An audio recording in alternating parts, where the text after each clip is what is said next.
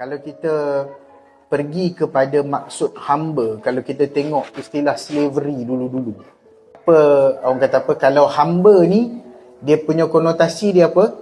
Takut, risau, kemudian kena pukul, kemudian kena seksa, kemudian kena suruh buat kerja, kemudian apa lagi? Banyak lagi kan benda-benda yang terkait dengan hamba.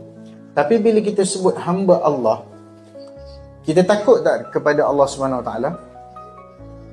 Takut. Macam mana kita takut? Macam mana kita takut? Itulah yang disebut sebagai taqwa.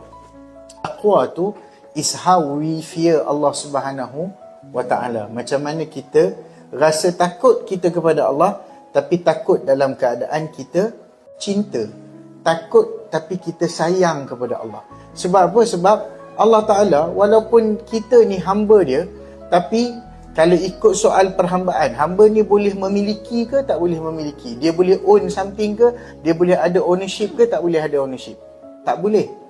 Kalau kita tengok cerita-cerita apa Hollywood ke, cerita-cerita orang putih ke, cerita-cerita, hatta cerita-cerita yang berkaitan dengan orang ada apa nama tu, ada orang suruhan dan sebagainya, kita tahu dia nak beli rumah pun tak boleh, dia nak beli sesuatu yang dia teringin pun tak boleh, dia nak beli makanan sendiri pun kadang-kadang tak boleh, dia nak memiliki harta pun tak boleh. Tapi istimewanya hamba Allah, dia hamba tapi dia boleh memiliki. Dia boleh ada harta, dia boleh ada kekayaan, dia boleh ada kehendak, dia boleh ada kemahuan, dia boleh memiliki segala-galanya dalam konotasi menjadi hamba Allah, tetapi dalam keadaan mematuhi apa yang Allah